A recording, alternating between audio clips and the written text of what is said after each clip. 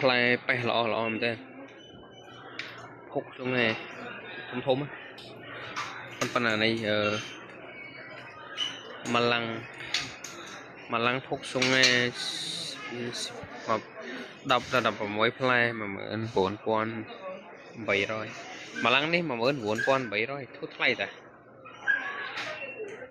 បាន16 ផ្លែបង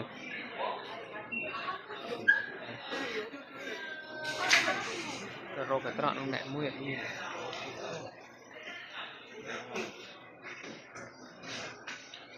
នេះនេះក៏ភុកក្នុងនេះដែរបងវាគាត់ថាពូជមានពូជផ្សេងគ្នាហើយនោះមានផ្លែឈើត្រាំគេទៀតកាពេងបាយជូអានេះស្តៀងភុកក្នុងនេះដែរបងនេះរសជាតិវាជូរនេះជូរហើយនេះកាពេងបាយជូរបកេះវាមានពណ៌ខ្មៅមានពណ៌ខៀវអាពណ៌ខៀវនេះផ្អែមអាខ្មៅនោះក៏ផ្អែមដែរបងប៉ុន្តែវាជូរខ្លះដែរបើអានេះជូរចំបដាយនេះទូចជូរ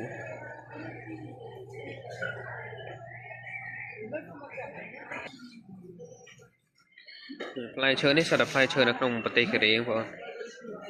គេលក់នៅក្នុងកូរ៉េ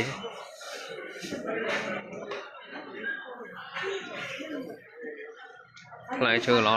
ស្រស់